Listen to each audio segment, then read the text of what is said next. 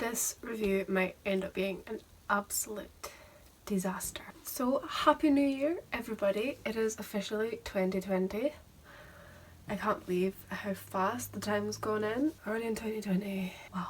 So this is my first book review of 2020, but I've read this book just at the end of December. This review is going to be a disaster because honestly I can't pronounce anything. I can't pronounce any of the names. It's going to go badly.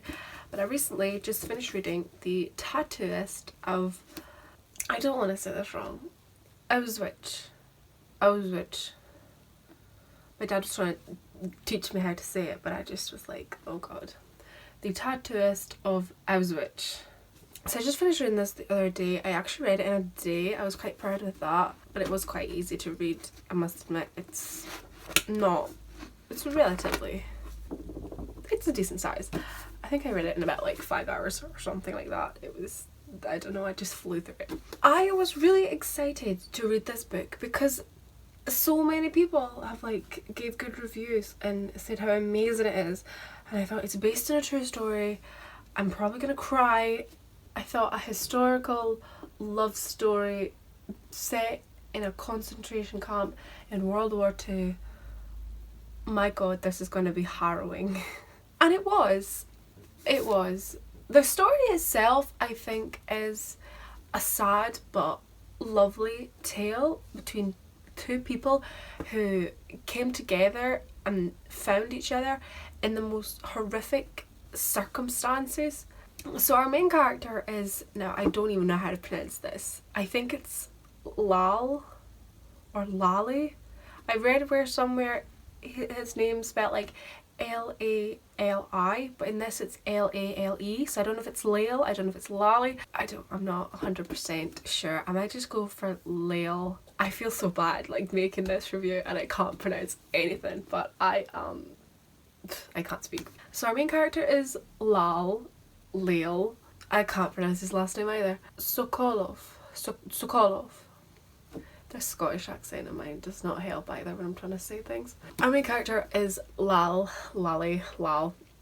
and he is the tattooist of Auschwitz. He is the one who tattoos the numbers onto all the Jewish people's arms. He himself had been tattooed, and then he was given this job opportunity by the previous tattooist. He then took over when that tattooist disappeared. So now Lal is the tattooist of Auschwitz, and doing that job of the tattooist is where he meets Gita. I hope I'm pronouncing that right. Probably not.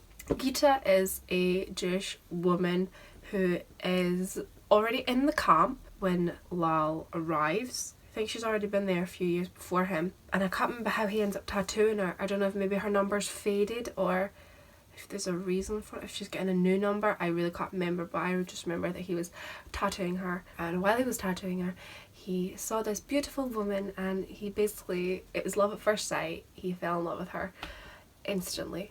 My main issue with this book, and I feel so bad that I didn't enjoy it, but it wasn't the story itself or the characters that ruined my reading experience. It was the writing.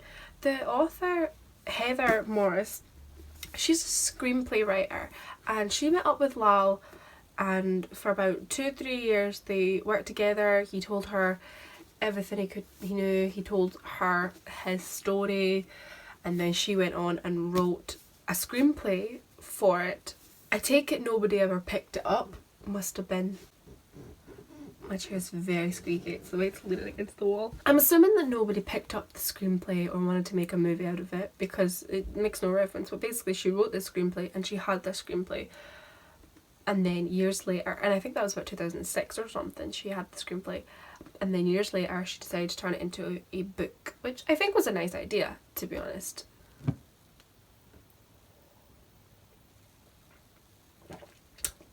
Dry January starts tomorrow. So Heather Morris herself is a screenplay writer, and to be practically honest, I could tell. It's not that I didn't enjoy her writing style, I just felt that everything was very blunt. Right from the off, I just had this impression that it was going to be quite not a rush story, but not very detailed. Just everything's very matter of fact happening. And I didn't actually really like that. Normally I'm not one for extensive detail. World building, I feel I enjoy it, but if it's just too much and maybe I just can't picture it, then I maybe just don't enjoy it. So you would have thought I would have loved this, the fact that it wasn't very detailed. But I just felt, I was a bit, I don't know. Everything's very just like, I was watching someone else's review and they made a remark about how it's like stage directions. Everything's just, he walked in, he said this, he did that, he left, Lal thought this. And it was just so, yeah, it was just so kind of matter of fact, blunt. Next chapter, something else is happening. And that to me was a bit, I felt the emotion was missing. The more information on how people were feeling, or I understand that Heather's like telling Lal's story, but she could have put herself in there more and proper just went for it and made things up to the point of saying like this is how he felt. Like make those things up so that we as the reader feel that connection of the personality and the emotions behind it all, rather than just everything being so matter of fact, because it kind of distanced me from the tale. And I've seen so many movies. I loved history. I've always learned about like the world wars. I've read Anne Frank's diary. I've seen the movies based on her life. I've seen so many like movies about concentration camps. The Boy in the Striped Pajamas. So it's like we all kind of know. We all have a rough idea and we've seen how horrific it was in these concentration camps. And to be honest, a lot of the time I just didn't feel that in this book. Yeah, there were random characters just suddenly being gunned down for no reason whatsoever other than the guards being trigger happy. And yeah, there was references to people going into the gas chambers and being gassed and then their bodies cremated.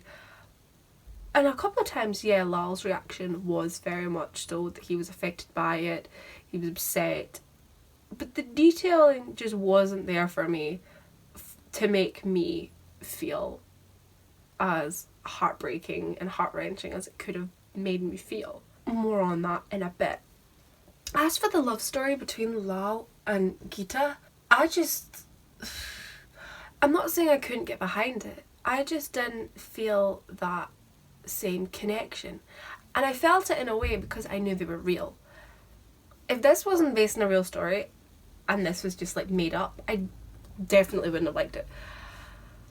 I just felt as if Heather had literally just wrote down whatever Lal said to her without adding any more to it, and I just kind of, I don't know, I just felt it could have gone a lot further. For example, with Gita, I just felt like I knew nothing about her. I didn't know her personality. I couldn't see one other reason apart from her being beautiful as to why Lal suddenly loved her after tattooing her wrist. It's not like something happened where he suddenly realised that this woman is amazing and I love her.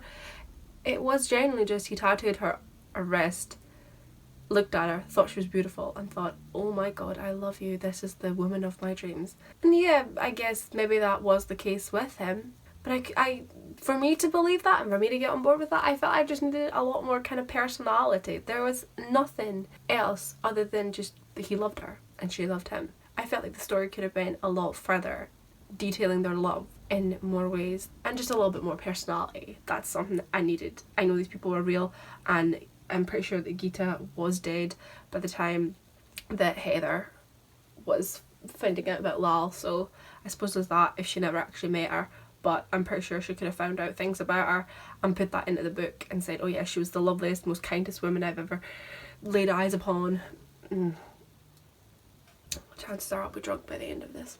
As for Lal's story, I have to admit there were a few times where the fact that he just seems to wander freely around the camp and he's bribing capos, I think their name was, and I think that was just other people in the camp that were kind of promoted to watch over people in different blocks. I don't think they were official like Nazis or soldiers, I can't remember though, but he would like bribe these capos with food or diamonds that he would get girls from this place called the Canada Block, which is a place where when new people arrived and they had luggage with them, that luggage was taken off them, it would go to these blocks and the girls would go through them, and you know, it could be just clothes or food, but there would also be like jewellery in them, jewels, gems, diamonds, rubies, sapphires. Is sapphires? Yeah. Emeralds. So they would find sometimes jewels, which would be people's like most prized possessions, and they would smuggle them out and give them to Lal, and Lal then exchanged them with workers, because there was a father and his son who came in to work at the camp. They weren't prisoners, they weren't soldiers or anything, I think they lived nearby, but they just came to work at the camps. I don't know if they did it for money, I'm not entirely sure, probably would. But why would you pay people to come and work at the camps when you have prisoners who could do it for free?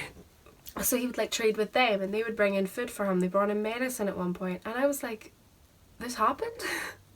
Maybe I just didn't know this. Maybe this was something that happened. But just from the way I've experienced movies from these camps before, I always thought it was just horrific, and you kept your head down and you just lived each day thinking it could be your last. I didn't realise there was like smuggling going on and trading with gems. Lal sounded like a true badass from the way that he was trading, and then he got caught trading, and after like a beating or whatever, and he had friends with friends in higher places, we may say, he ends up being allowed back into like the main camp, I'll call it. And I was like, what? This guy is my new hero. 9 Lives Lal, I swear to God. I did read in a review that somebody else made on Goodreads that there were times where the author made the camp sound like it was some sort of summer camp with the occasional bullets being fired. And I had to admit there were a few times that I kind of thought that as well. Like they'd be wandering about, him and Geeta would be on like a walk or something, or he'd go and visit her at her block, and they had some alone time together, and I was like, this happened in the camps? I don't know, that was my main issue, that I feel like the author definitely could have gone a lot darker with this. Like, we know how brutal these camps were. Although it was still horrific, and you could tell it was still horrific, there were certain times where I just felt she could have gone a lot further with certain things. I also wasn't a massive fan of the ending, to be perfectly honest. It was very rushed. Like, 1 minute he was at one place, and then he was at another, and then he was on a train and he was going somewhere else, and then he was back with Geeta. Is that a spoiler? They get together in the end. I mean, it's based on a true story. They get together, they get married, they have a son. Like I said, is somebody whistling outside? I have absolutely no idea what's happening. There's whistling going on outside. It's so distracting. I have to admit though, as much as I did enjoy this story and found it quite loving, I just couldn't get on board with the writer's writing style. And I wouldn't say it put me off that much. I finished the book, and as I say, I read it in a day. I read it in like a night. I ploughed through it, probably because it had this kind of fast pace to it with no real detail. And the author relied on dialogue a lot of the time, and the dialogue was very just, it reminded you as if you were reading a script for a play or for a movie. I can see the script writer in her coming through. And don't get me wrong, this would make an absolutely fabulous, no, not fabulous, that is not the word to use when describing a love story between two Jews in a concentration camp. This definitely would make a good, heart-wrenching movie. I could definitely see it. All the different scenes that were happening that maybe Lal was aware of, but he wasn't actually seeing them, for example. Like, there's a moment where one of his friends, or I'll call it a friend, one of the first people he basically meets when he arrives, called Aaron, eventually, like, he disappears, and it happened while Lal was sick, so he's just finding out from like other people what happened to him. Whereas if we were like getting to see that like on a screen, it would be heartbreaking. It would be heartbreaking. And I feel like when you have characters on a screen, you maybe root for them a lot more than if they're on paper. I just feel like it would be really heartbreaking, and especially like if they show people in gas chambers and people actually being shot, it is a lot more heartbreaking when you're like viewing it on a screen, because it looks so real, it feels real, and there's like dramatic sad music playing. I don't really cry at books, so I actually felt myself welling up a bit more. At the very back there is a bit about Lal's life, about Gita. There's photos of them with their family, and I was like, and just looking at them, that made them feel more real to me. Just looking at these photos of them, of the both of them, and reading a few things that were about their families and different characters that were mentioned, that made me well up a lot more than the actual book did. Just, I don't know, when you're reading something that's like factual points saying like this is what happened to that character, this is what happened to that character, this person survived, these people didn't, it made it feel a lot more real than just reading it in a book. 'Cause maybe I'm just not used to reading something that's based on a true story, so you keep thinking it's not real. But yeah, so that was my review of The Tattooist of Auschwitz. I would probably give this a 3 out of 5, merely because the writing style just was not for me. But the story itself is tragic but lovely at the same time, that these two people found each other in the most horrific of circumstances and they made it. At the end, their son Gary actually writes a little piece, a kind of foreword, is that a foreword it's called?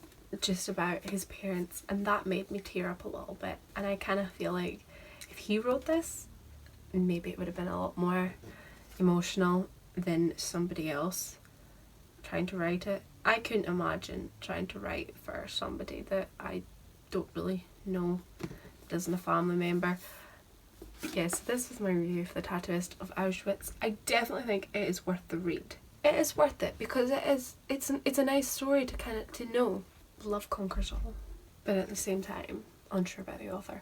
I might read, I know she wrote another book, I can't pronounce the lassie's name either, Silka, C-I-L-K-A. I'm gonna call her C.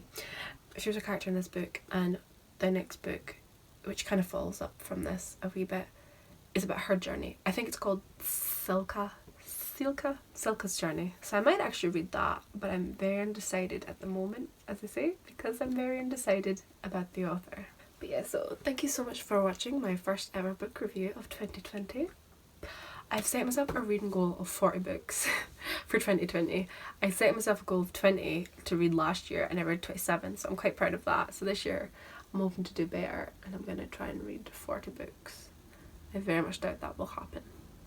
I maybe should have made it 30. But yeah, thank you so much for watching and I will see you in the next video. Bye guys.